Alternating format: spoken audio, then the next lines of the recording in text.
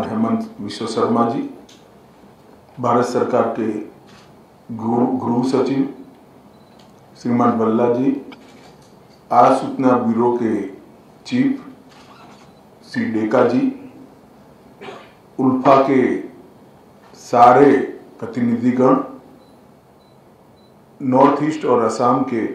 अलग अलग जाति संगठनों के और स्टूडेंट फेडरेशंस के प्रतिनिधिगण और प्रेस के मित्रों, आज मेरे लिए बहुत हर्ष का विषय है कि आज आसाम के भविष्य के लिए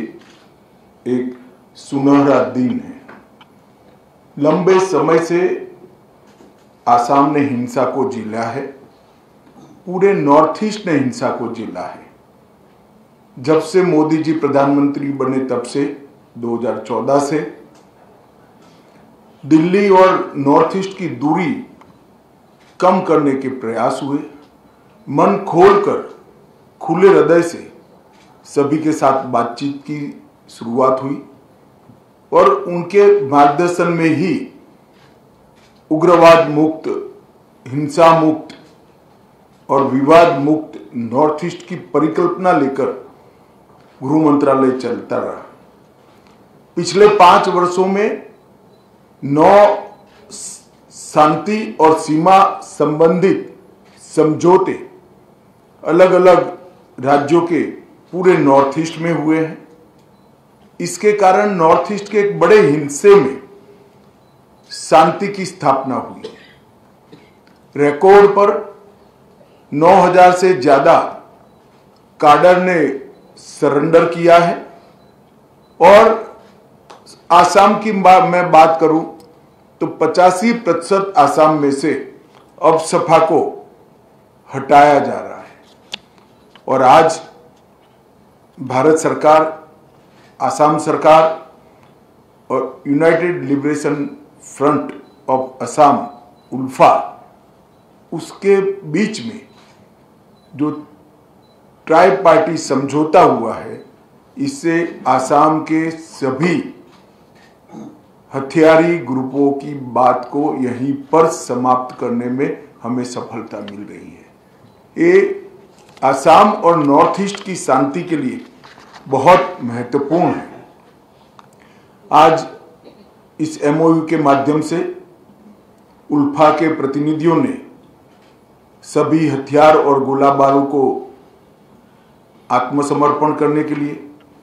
सशस्त्र संगठन को भंग करने के लिए, कैडरों के कब्जे वाले सभी शिविर को अति शीघ्र खाली करने के लिए और लोकतांत्रिक प्रक्रिया में शामिल होने के लिए, देश की एकता और अखंडता में सहभागी होने के लिए सबने सहमति दी है। ये मेरे लिए बहुत आनंद का विषय है। सिर्फ उल्फा के संघर्ष की बात करें तो करीब करीब 10,000 लोग उल्फा के इतने लंबे समय के संघर्ष में मारे गए और 1979 से लेकर अब तक इधर और साइड से जो भी मारे गए होंगे वो सभी इस देश के ही नागरिक थे। आज ये समस्या का संपूर्ण समाधान हो रहा है, इसका मुझे आनंद है। उल्फा के प्रतिनिधियों से बात कर भारत सरकार के द्वारा एक बहुत बड़ी अमाउंट का पैकेज और इसके साथ साथ ढेर सारे आसाम के विकास के प्रोजेक्ट को भी हमने स्वीकृति दी है। मैं आप सभी को विश्वास दिलाना चाहता हूं कि समझौते की एक एक बात का फुल स्टॉप कॉमा में टाइम बाउंड मैनर में अमल किया जाएगा और आपके विश्वास पर नरेंद्र मोदी सरकार खरी उतरेगी, ये मैं आपको विश्वास दिलाना चाहता हूं।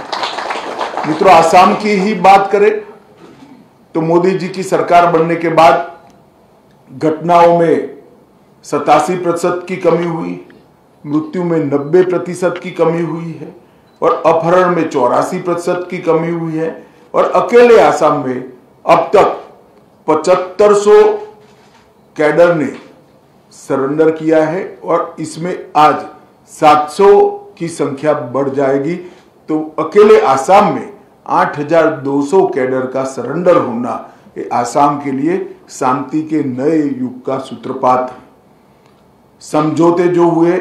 समझौते से समाधान तक की पूरी यात्रा को मैं जरूर बताना चाहूंगा। 2019 में NLFT के साथ त्रिपुरा में समझौता हुआ, 2020 में ब्रू समझौता हुआ, 2020 में बोडो समझौता हुआ, 2021 में कार्बी समझौता हुआ, 2022 में आदिवासी समझौता हुआ, 2022 में आसाम मेघालय अंतर्राज्यीय सीमा का समझौता हुआ, 2023 में असम अरुणाचल अंतर्राज्यीय सीमा का समझौता हुआ, 2023 में दिमासा शांति समझौता हुआ और अभी 2023 में यूनाइटेड नेशनल लिबरेशन फ्रंट का समझौता हुआ और आज उल्फा के साथ समझौता हो रहा है। मैं मानता हूं कि पूरे नॉर्थ ईस्ट और विशेष कर आसाम के लिए एक शांति के नए युग की शुरुआत होने जा रही है। मैं आज उल्फा के सभी प्रतिनिधियों को हृदय से विश्वास दिलाना चाहता हूं कि आपने जो भरोसा भारत सरकार पर रखा है, भारत सरकार के गृह मंत्रालय की ओर से आपकी मांग किए बगैर ही इस सारी चीजों को पूरी करने के लिए एक टाइम बाउंड मैनर में प्रोग्राम भी बनाया जाएगा और हम गृह मंत्रालय के अंतर्गत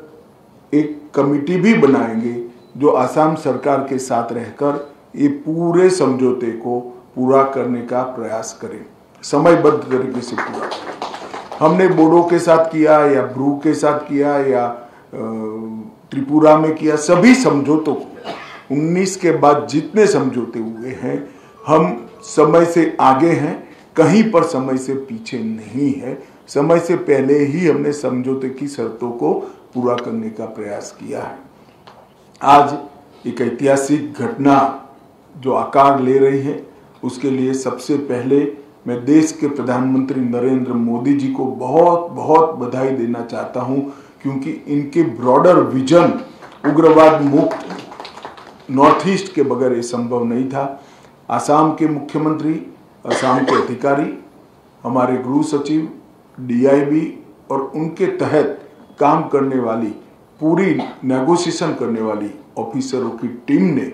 बहुत अच्छा काम किया है और इस समझौते में सबसे बड़ा यश अगर किसी को जाता है तो उल्फा के प्रतिनिधियों को जाता है, जिन्होंने बहुत बड़े मन के साथ ये समझौता किया है और विश्वास रखकर शांति की दिशा में आगे बढ़ने का फैसला किया है। मैं फिर से एक बार सभी को बहुत बहुत बधाई देना चाहता हूं और विश्वास दिलाता हूं कि समझौते की सारी बातें समयबद्ध तरीके से पूरी की जाएगी। आप सभी का बहुत बहुत धन्यवाद।